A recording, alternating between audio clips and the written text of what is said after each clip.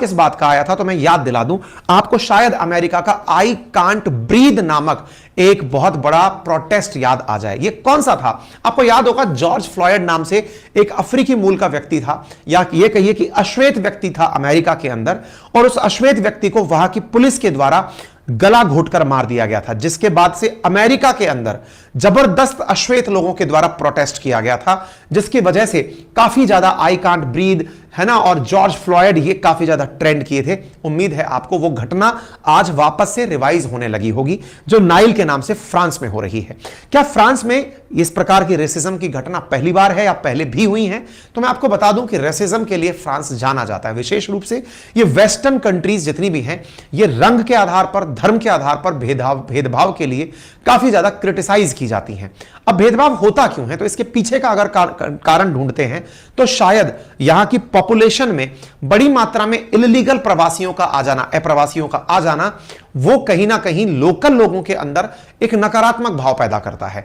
लोगों को लगता है कि हमारे संसाधनों पर ये जो गलत तरीके से घुसकर आए हुए लोग हैं, इनके द्वारा निरंतर हमारे क्षेत्रों पर कब्जा किया जा रहा है। नाइल मूलतः मोरक्को का रहने वाला था, जिस मोरक्को पर कभी फ्रांसीसियों का कब्जा रहा था, इसलिए लोगों का कहना है कि जहां आपने कब्जा करके रखा था, वहां के लोग तो नाइल की तरह ही कभी ना कभी फ्रांस में अपने संसाधन मांगने आएंगे ही। कुछ उस तरीके से ही यहां पर इमिग्रेंट्स चले आए हैं। इमिग्रेंट्स का अपना तर्क होता है, वे कहते हैं कि आपने दुनिया को इतना लूटा है, जब आपने दुनिया को लूटा तो लूटने के बाद आपने अपने घर मजबूत कर लिए, लेकिन जिनको आपने कंगाल किया वो आप ही के घर आएंगे। इसलिए कहते हैं कि दुनिया में समृद्धि केवल के एक ही व्यक्ति के पास ना हो, क्योंकि ऐसा होने से जो असमृद्ध व्यक्ति हैं वो आपके घरों तक भी पहुंचेंगे, क्योंकि उन्हें लगता है कि आपने उनके संसाधनों का हनन किया है। ये फिगर बताते हैं कि फ्रांस में किस प्रकार का डेमोग्राफी अलग है।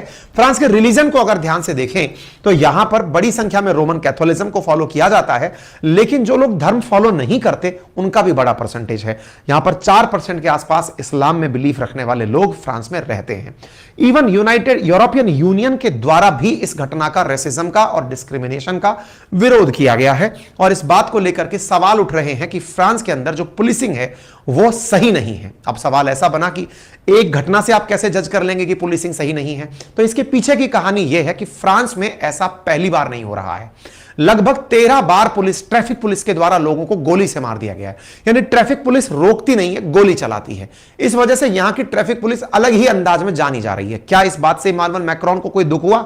जी हां, इमानुएल मैक्रोन ने इस बात पर अपना दुख भी व्यक्त किया है। और फ्रांस के एक बहुत बड़े खिलाड़ी हैं जिनका नाम है एम्बापे, उन्होंने भी अपने द्वारा इस घटना पर अपनी तीव्र प्रतिक्रिया दी है, और उन्होंने कहा है कि इस तरह की घटनाएं फ्रांस में नहीं होनी चाहिए थी। क्या सरकार इस बात से निपटने के लिए तैयार है? जवाब है, सरकार तैयारी कर रही है। तैयारी क्या कर रही है? इमरजेंसी लगाने की। अगर स्थिति कंट्रोल नहीं हुई तो संभवतः फ्रांस सरकार के द्वारा इमरजेंसी लगाई जाएगी। क्या अपडेट है? अभी तक का अपडेट है 1300 से ज्यादा लोग अरेस्ट किए जा चुके हैं, जिनमें से 1/3 लोग ऐसे हैं जो कि बहुत युवा हैं, जिन्हें अरेस्ट किया गया है। प्रोटेस्टर्स हैं, वो काफी यूथ हैं, जिनके अरेस्ट होने पर भी काफी सारे सवाल उठ रहे हैं। बड़ा सवाल बनता है कि क्या फ्रांस में इस स्थिति से निपटने के लिए कोई सुविधाजनक असुविधा तरीका काम किया गया? बोले हां, ट्रेनें रोक दी गई हैं, बस रोक दी गई हैं, ताकि लोग और ज्यादा हताहत ना हो।